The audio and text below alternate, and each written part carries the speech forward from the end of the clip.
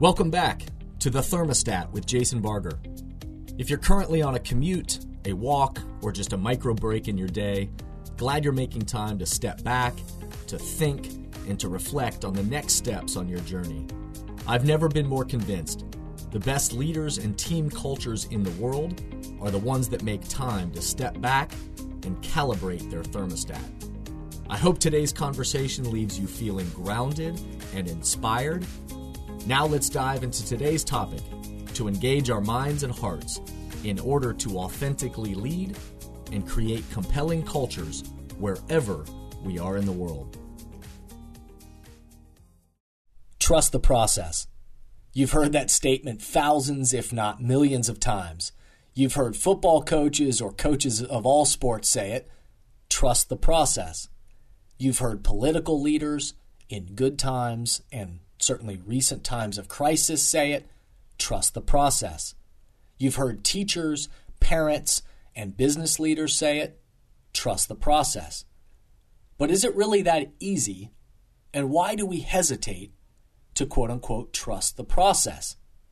So let's break it down, especially in lieu of last week's podcast episode where I talked about the process of leading change. I talked about the 6A process for leading change that I lead with teams and organizations. And in fact, we looked at the coronavirus, the process of that and what lessons can we learn from that actual process. Because what we know is that leading change, of mobilizing people, again, during times of crisis, or if you think about it within your team and your organization, to lead change of any kind and mobilize people to become better next year than you were last year, that there's an actual process that we follow, whether we know it or not, that actually leads the change. So let's break it down. Why is it that we have such a hard time with quote-unquote trusting the process? And you may be thinking to yourself, whether you're somebody listening to this right now, that you are the leader of a process that's currently in place, or you are the leader of a process that's yet to come, or you're somebody who is trying to follow the process that someone else has put in front of them. You may be wondering, why is it that you yourself are hesitating? Or as the leader, it's good to be aware, why would other people be hesitant to the process that you are laying out for them? So let's break it down. The first thing we need to unpack is the very first word of this phrase. It should come to no surprise that one of the things that makes people hesitate with the process is the very first word, trust. Because as we know, trust is not automatic. We humans don't just hand it out on the regular. Trust doesn't just magically happen. In fact, trust is bartered every single day with the people around us. Trust is bartered every single day with the people around us. With some, the trust market goes up and down depending on the day, depending on the situation, and sometimes it can seem quite volatile because we don't always know what we're going to get with some people in our lives, with some relationships that we have. And so the trust market goes up and down because we aren't really sure what we're getting. With others, you may be thinking about relationships in your life that have a higher trust value. And that's because the value is accrued over time. That relationship has accrued over time based on small barters and behaviors with that relationship that have built up value over the long haul. We first make a choice. The very beginning to trust of any kind with a relationship is we first make a choice as to whether we are even going to allow ourselves to begin to trust. We will barter any of our trust. Are we going to barter any of our trust and give someone a chance?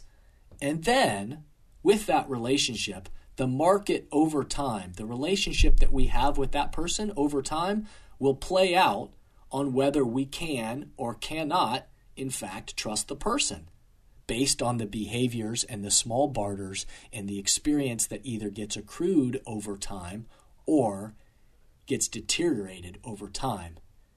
So, to just say blindly, quote unquote, trust the process would be ignoring the giant human reality that we aren't able to always just blindly trust. In fact, sometimes the giant human reality is that we don't always trust the messenger.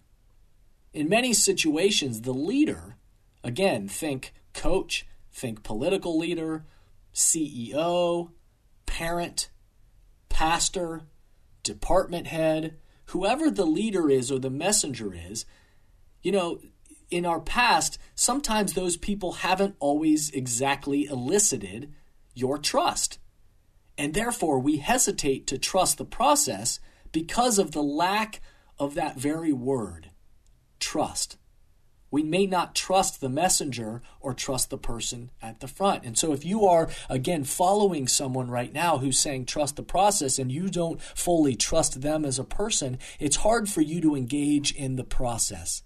And if you are that leader that is trying to get others to trust the process and you're sensing some hesitancy, then it may be that very fact that you have some time and some opportunity to build up further trust with them so that they can even begin to allow and begin to barter that trust in the process moving forward. The second element of our hesitancy with quote-unquote trusting the process is that trust is often derived from our understanding of the plan. We got to trust the messenger and trust the person who that's the first part. But the second part is we got to understand the plan. We've got to understand in good faith what the actual process is. What actually is that quote-unquote process that you're talking about? If we don't know it or understand the process, the ideology, the approach, the philosophy, the game plan, then we shouldn't just blindly trust the process, even if we trust the messenger. We've got to understand, well, what is actually the process? We need to understand the high-level approach and then hopefully have built up enough trust in the leader or the messenger over time to trust them to lead us and to lead others to activate the plan. And so, if you are looking at a process that you are a part of, and even if you do trust your leader, but you are having hesitancy with trusting the process, it may be because you don't fully understand the approach, the plan, the game plan, the ideology, or the road ahead. And so there might be an opportunity to try to understand the process in more detail. And if you are that leader that has a level of trust, you believe you have built up that level and accrued that value over time with your people, but yet you're still feeling and sensing that there's hesitancy with the process, it may be because your people don't fully understand the approach, the ideology, the game plan. So there may be an opportunity to better articulate what is that process, what is the approach that you're actually asking them to trust in. And then lastly, there's the element of one of the main reasons why this element or hesitancy or inability to quote-unquote trust the process, one of the reasons why that is because the reality is the process itself will take time. The process itself will take time. And so the last main reason why it isn't easy for us or why we have hesitancy with quote-unquote trusting the process is the reality that the process takes time. Every process, leading change of any kind, individually or collectively, leading change to become better next year than this year, leading change to impact people or develop people or to create a culture, it takes time. And so we must be willing to be patient.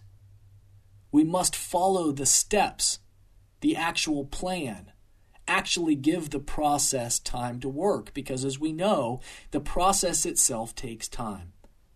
But the reality is we live in a fast food world. We live in an instantaneous culture. And so giving things time is quite difficult for most people. And so if you're experiencing hesitancy with yourself or with other people in trusting whatever process you may be a part of right now, the other element that may be at play is that you are just uncomfortable with the fact that it's going to take more time than you want to give it. And so the process only works if we are able to actually honor the fact that it will take time, that it won't happen overnight. The process will require trust, will require time, and then absolutely will require discipline for us to show up every step along the way and put the actions into place, the behaviors into place to lead the kind of change that we're talking about leading. So, if you need some examples, we can throw in whatever metaphor du jour you need. Baking a cake. To bake a cake, there's a process to baking a cake. You don't just magically, it doesn't just magically happen. There's a process of baking a cake, and it takes time to bake it.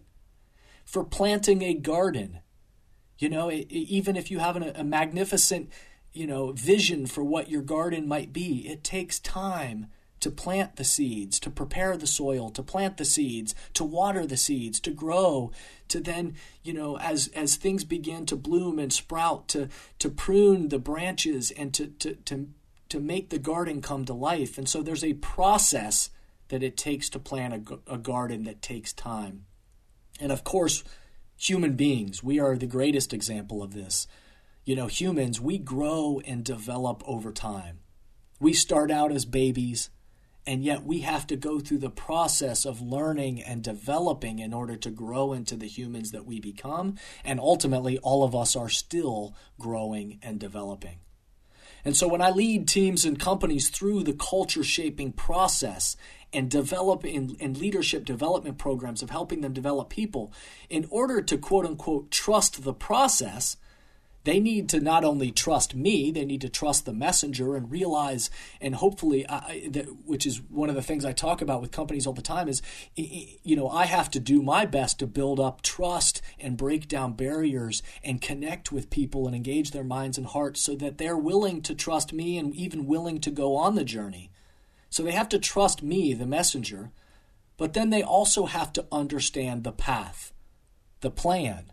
What is the approach, the philosophy, the ideology? And so that's why I lay out and help them see the framework, to see the pattern of the way that all change theories follow.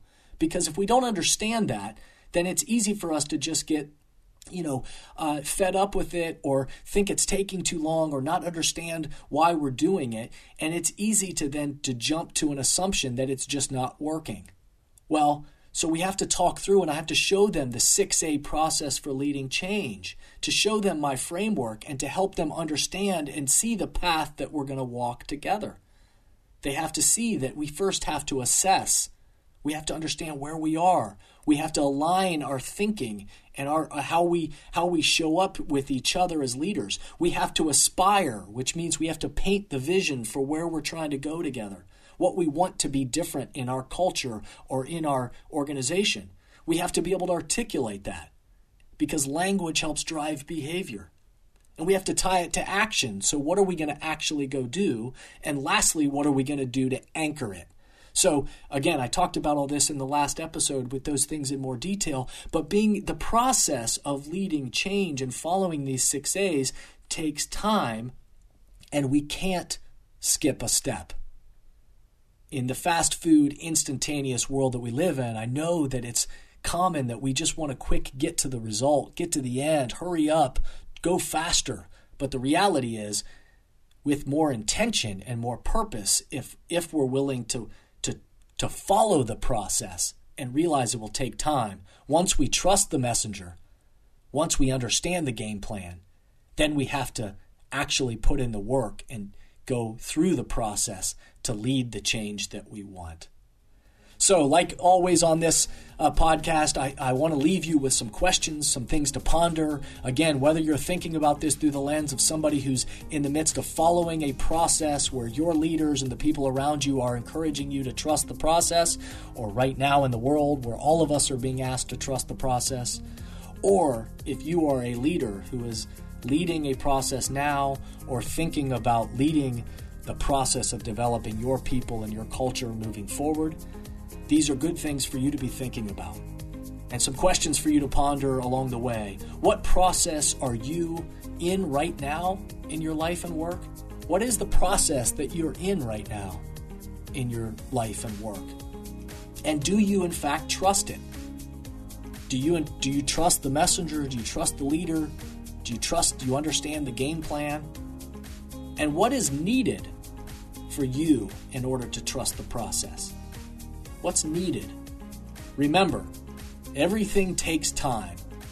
If you don't trust, then there may be a reason. There may be a reason why you're hesitating. Maybe it's you. Maybe you're not giving somebody enough time to build up that level of trust. Maybe it's you. You don't understand the game plan or that vision for where you're going. Or maybe you're uncomfortable with the time that it's going to take to lead that kind of change, and you need to bring more discipline to that.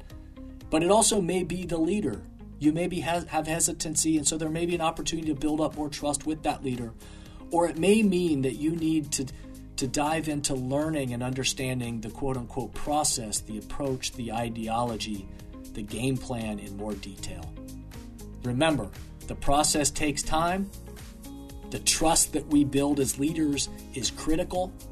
The way we articulate the plan and then our discipline to follow the plan with action is what helps us not only trust the process, but lead the process and ultimately lead to results. So wherever you are right now in your life and your work, take the step that you need and dive into the process.